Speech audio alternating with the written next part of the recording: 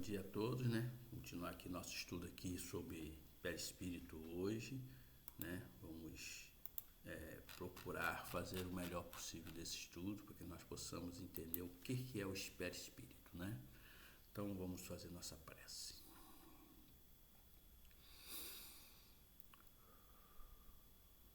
Bom Espírito presente aqui, que está nos auxiliando nesse estudo, nos ajudando, abrindo a nossa mente, ajudando esses nossos irmãozinhos que são trazidos aqui também para conosco, estudar, aprender, evoluir, porque nós evoluímos sempre, tanto no plano físico como no plano espiritual.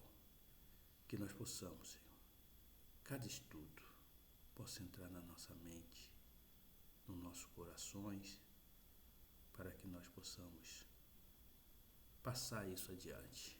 E sendo assim, damos por iniciado o nosso estudo de hoje. Que assim seja e assim é. Então, meus irmãos, nós estamos aqui na página 85, né? Vamos estudar agora sobre o perispírito.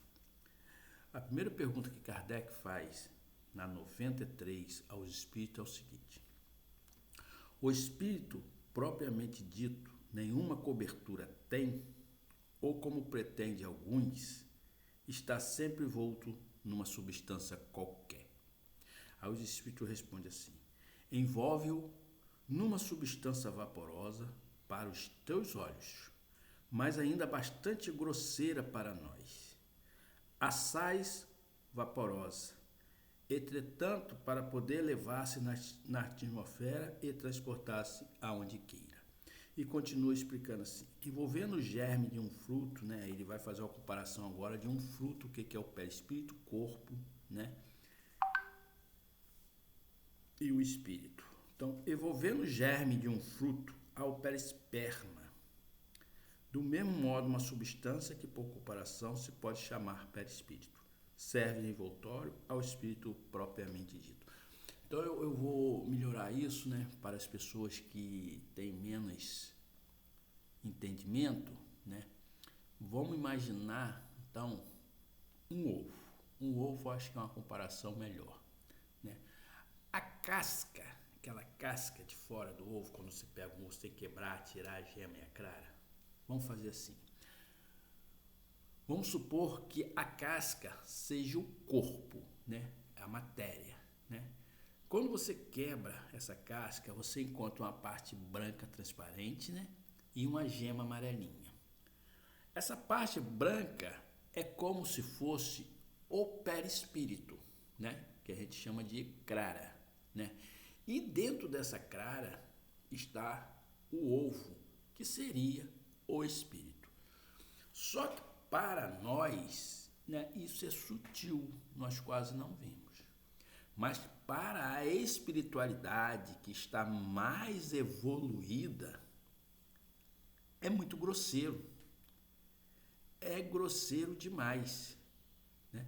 Porque o espírito, quando ele está numa evolução, quando ele já se encontra num estado angelical, né, ou até mais elevado em outras dimensões, ele não tem forma. Ele pode ser, como se diz lá atrás, um clarão, um feixe de luz, né? Uma centelha de alguma coisa, de uma chama, né? Então, para nós é sutil, mas para os espíritos evoluídos é muito grosseiro, né? E outra coisa, o perispírito, como também disse lá atrás, quando estudamos fluidos, né, e princípios vital, né, eu expliquei que o perispírito é feito de acordo com aquele planeta que ele vai habitar. Então o espírito lá do outro lado, lá no plano espiritual, ele precisa desse envoltório para quê? Para se locomover aqui no planeta Terra, né? Para ele poder ter agilidade. Então, cada planeta forma o perispírito com aquilo que é necessário para se viver naquele planeta, ok? Então vamos aqui para 94. 94 diz assim: de onde tira o espírito seu invólucro semimaterial? Aí ele responde: do fluido universal de cada grupo, razão porque não é idêntico em todos os mundos. Passando de um mundo ao outro, o espírito muda de envoltório como mudar de roupa. Foi o que eu acabei de explicar atrás. Então, cada planeta tem o seu material para formar o perispírito, o seu fluido universal, né?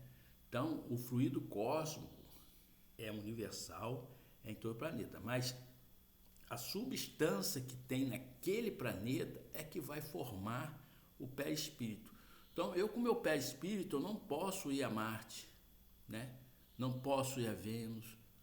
Aí, se eu for reencarnar em Marte, né, o meu perispírito vai ser formado de acordo, né, com a matéria que existe lá, com o fluido que existe lá, para que eu possa habitar este planeta, né? Aí na letra A fala assim ainda: assim, quando os espíritos que habitam mundos superiores vêm ao nosso meio, toma um perispírito mais grosseiro? Aí ele responde: é necessário que se revista da vossa matéria, e já o dissemos. Então, quando esses espíritos de luz que vêm aqui, né, nos receber, eles têm que criar uma proteção, né, para que possa estar no nosso planeta, né? Então, por que Jesus levou muito tempo para reencarnar aqui? Porque Jesus era um espírito de muita luz, ele estava em outra dimensão e ele teve que preparar um perispírito de acordo com o nosso planeta, né? Aqui, planeta Terra. Mas não é só preparar esse perispírito. Como ele era um espírito muito elevado, de muita luz, ele também teve que baixar, né? De diminuir, como é que eu vou dizer, a sua energia para caber dentro desse corpo que ia ser preparado aqui. Então, ele teve, por isso que Jesus teve muita dificuldade aqui, né?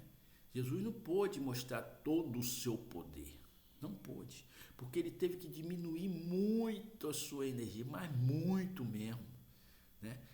Mas mesmo assim, com essa pouca densidade, essa pouca energia dele, ele fez maravilha aqui entre a gente, fez maravilha, né?